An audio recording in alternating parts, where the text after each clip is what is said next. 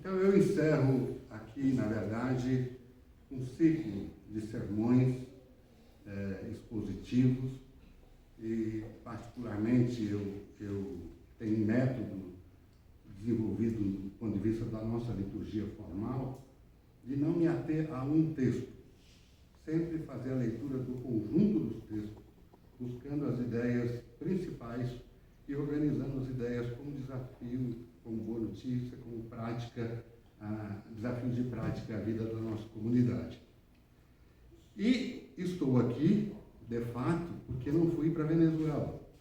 Então, a minha viagem estava marcada para sair hoje, e aí, na semana passada, recebemos a notícia de que o espaço aéreo está fechado. Então, existem rumores de guerra no nosso continente. Eu estava indo em missão de paz, de fato, para fazer o debate do ponto de vista da sociedade venezuelana e também do nosso continente, da necessidade dessa questão de ter a afirmação soberana dos países do nosso continente para evitar tipos de imperialismo como nós estamos vivendo às margens às fronteiras do nosso continente latino-americano. E comuniquei ao reverendo Daniel e gentilmente cedeu essa minha última oportunidade desse ano, porque eu estou indo embora amanhã às 5 horas da manhã e só retorno aqui em 2026. Né? Então, eu estou 40, quase 50 dias fora de casa. Tarefas extras e eu não tive condição de cumprir a minha rotina de a cada 15 dias voltar para a minha família. Mas espero que eu possa agora descansar um pouco e desfrutar. Tem um livro que a presbítera Miriam deu, é um livro de memória do reverendo Miller. Eu vou aproveitar essa oportunidade para fazer a sua leitura. O sermão de hoje é sobre o rebento que surge e a comunidade que se levanta. Baseados nos textos do segundo domingo do Advento, que é a preparação do caminho do Senhor. Tá certo? Então, irmãos e irmãs, o Advento é o tempo de espera e de iluminação. A cada domingo, a nossa comunidade acende uma nova vela para testemunhar que Deus se aproxima com fidelidade e com ternura. Não celebramos apenas um futuro distante. Celebramos a forma concreta como Deus entra e continua entrando em nossa vida por meio do nascimento de Jesus Cristo. É tempo de esperança, mas também é tempo de discernimento e é tempo de reencontro com o fundamento da nossa fé. O fundamento da nossa fé é Emanuel, ou seja, Deus conosco. Por isso, esse sermão recebe o título: o rebento, o broto que surge, a comunidade que se levanta. Aonde Deus faz nascer um novo começo, seu povo é chamado a erguer-se e caminhar com ele. O livro de Isaías, no capítulo 11, de 1 a 10, alguns trechos nós lemos aqui, é o rebento que brota onde tudo, absolutamente tudo, parecia perdido. Isaías 11 nasce num tempo de crise profunda em Judá. A monarquia davídica estava enfraquecida, ameaçada pela força militar dos assírios e marcada por injustiças internas. A casa de Jessé é descrita como um tronco cortado, lá no capítulo 11, no versículo 1.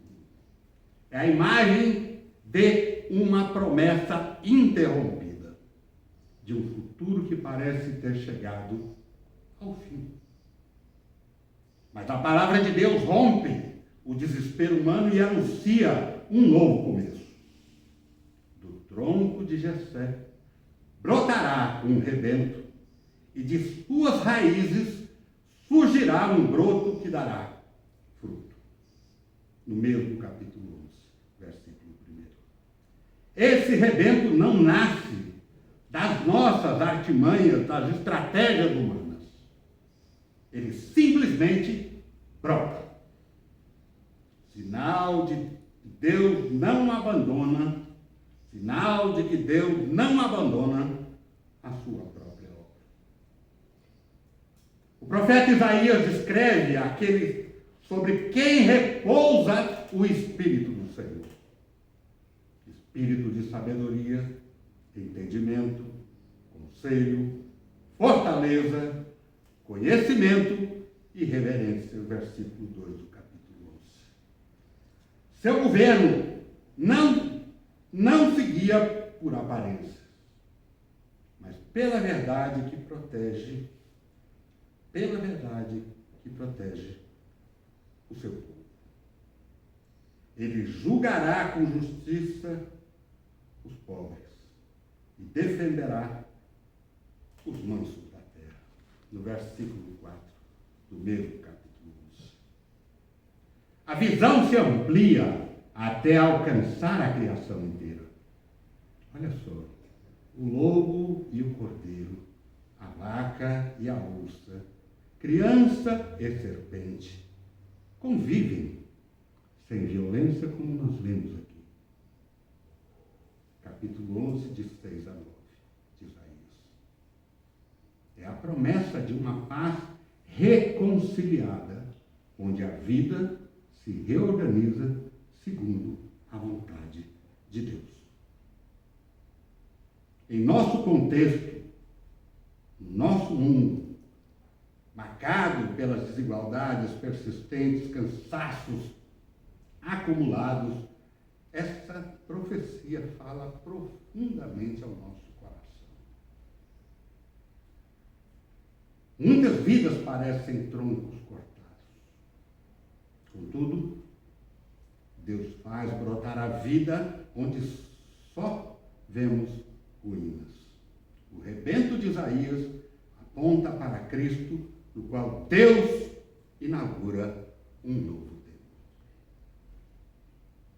Já o Salmo também dessa nossa liturgia, o Salmo 72, versículos de 1 a 7 e 18 e 19, faz a descrição do Rei da Justiça e da Paz. Apresenta o ideal do reinado justo em Israel. Ali, o Messias é reconhecido pela maneira como trata os vulneráveis. Ele governará o teu povo com justiça e os teus humildes com equidade. Capítulo 72 do Salmo, capítulo 72, versículo 2. Sua autoridade não oprime, mas liberta. Ele liberta os pobres que pedem socorro e salva os necessitados, do versículo 4 do mesmo capítulo. Essa justiça produz o quê? O shalom de Deus, a paz de Deus, a paz verdadeira de Deus, que nasce da igualdade. Nos seus dias, diz o Salmo, florescerá a justiça e haverá a abundância de paz, que é o versículo 7.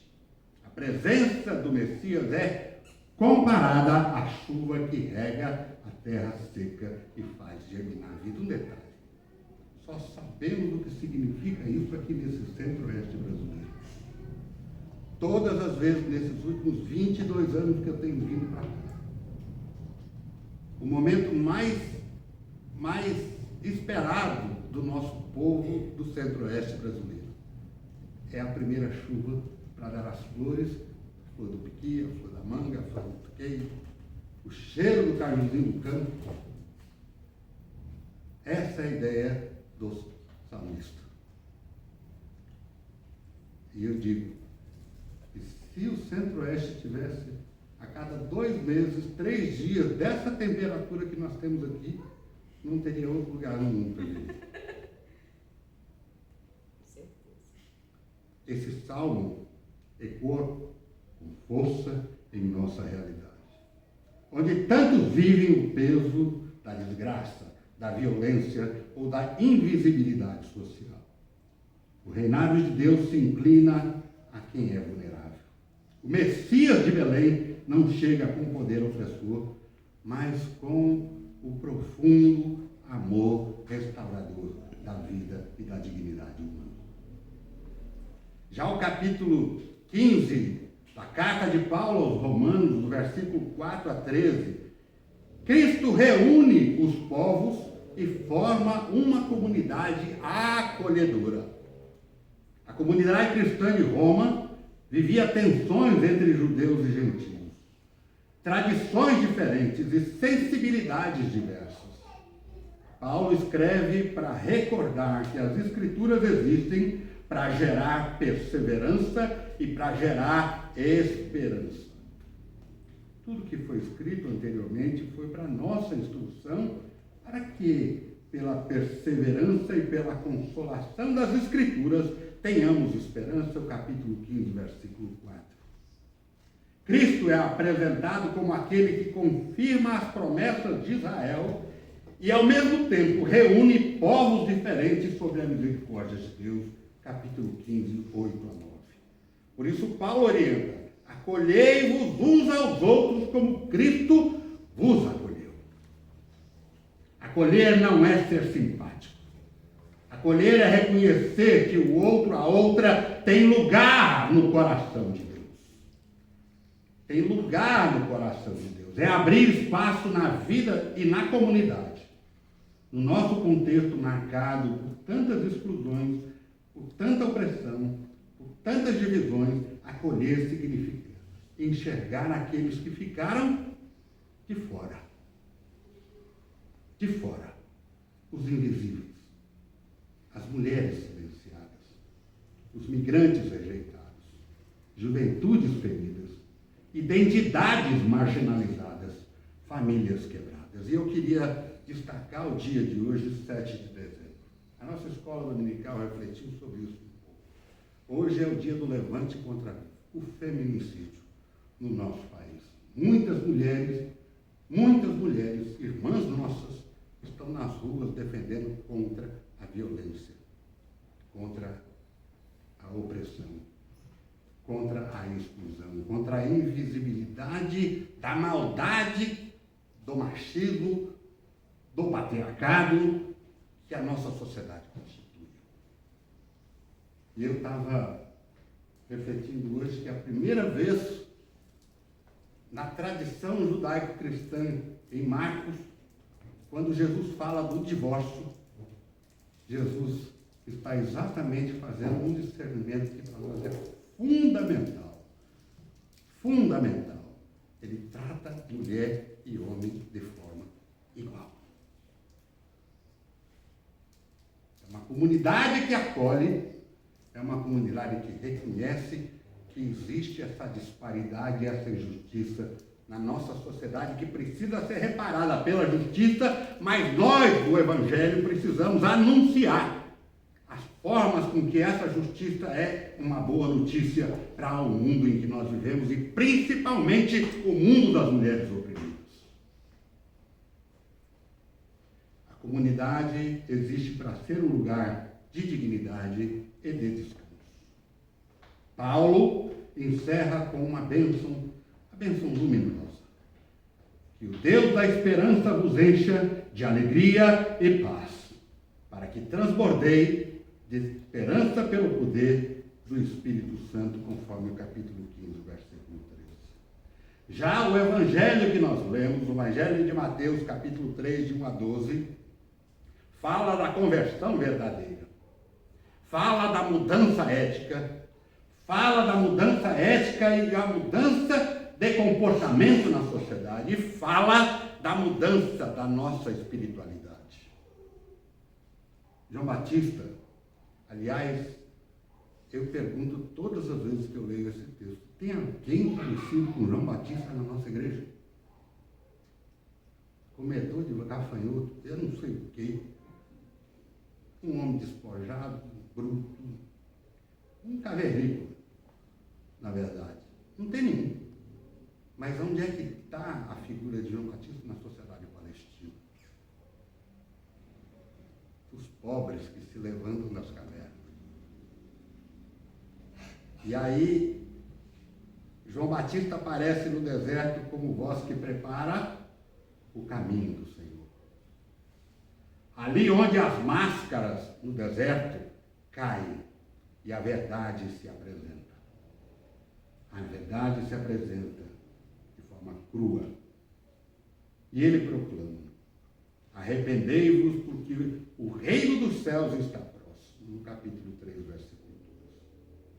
A conversão que João anuncia é, no grego, chamado de metanoia, ou seja, a mudança real, mas a mudança radical de mentalidade. Não é uma emoção que nós temos que ter, é uma decisão que nós precisamos tomar.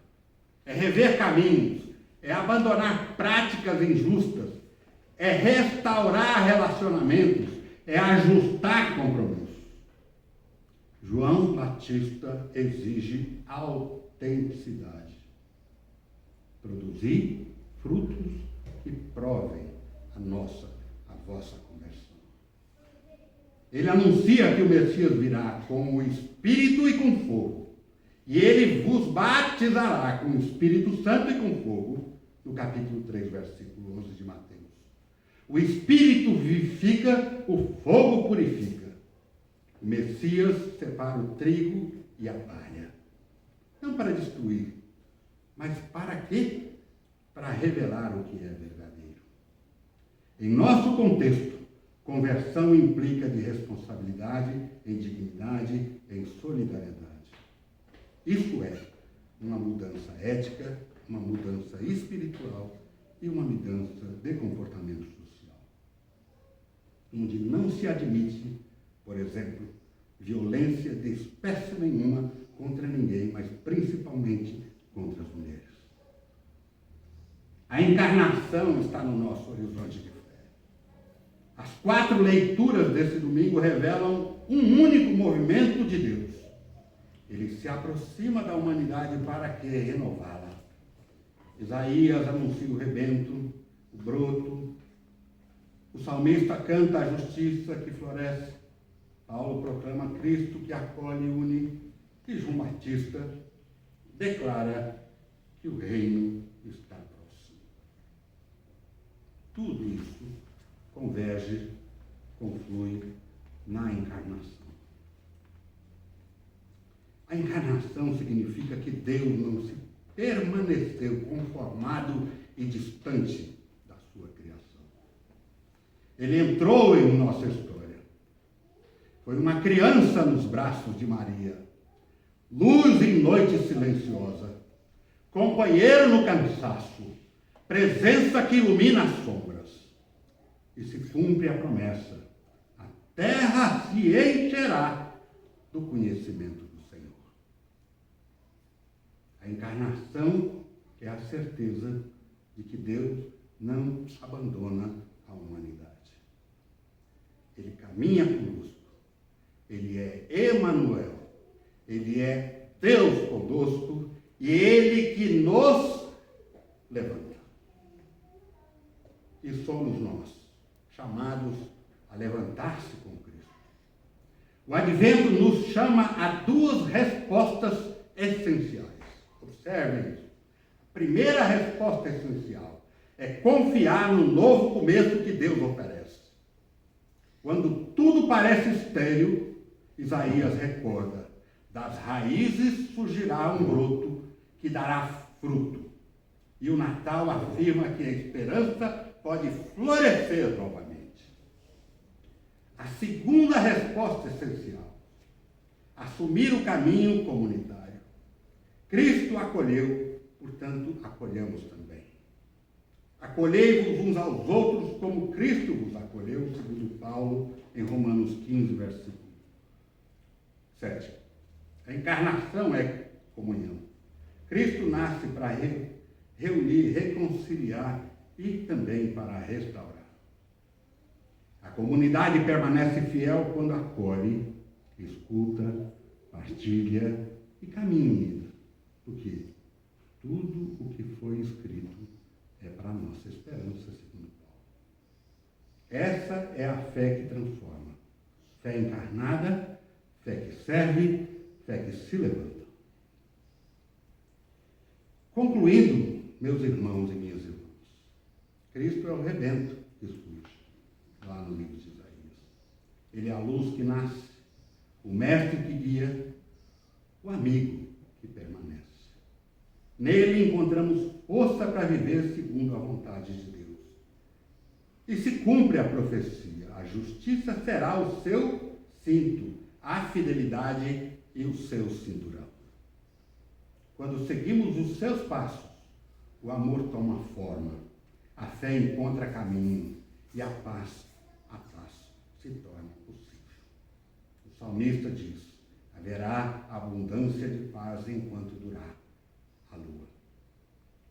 Que esse advento abra o nosso coração, que nos ajude a perceber a presença de Deus em nossa vida e na vida do nosso povo e na vida dessa comunidade. E que conduza esse Natal, ou que nos conduza ao Natal, com profunda gratidão. E que possamos anunciar com firmeza e alegria que o novo começo já nasceu. E que a comunidade de Cristo se levanta para caminhar com Ele. Um Feliz Natal, meus irmãos e minhas irmãs. Um ano novo cheio de alegria para nós. Eu me despeço aqui nesse sermão, mas na próxima rodada nós estamos aqui, reverendo. À sua disposição, à disposição da nossa igreja para esse serviço. E, mais do que isso, eu quero ser muito grato pela oportunidade, sempre, de que nesse lugar, que é o lugar da nossa fala, pastor, aqui a gente tem que falar, em todo o tempo. É um lugar que me recobre a minha vocação de quase 35 anos. Eu sempre digo, e grave, eu sempre fui um pastor muito mundano, Daniel, de verdade. E essa partilha eu gostaria de dar a esta comunidade e ajudá-los naquilo que for necessário no auxílio da fé, porque a minha fé tem sido, de fato, restaurada na convivência com vocês, nesse ano que nós passamos. Deus abençoe. Amém.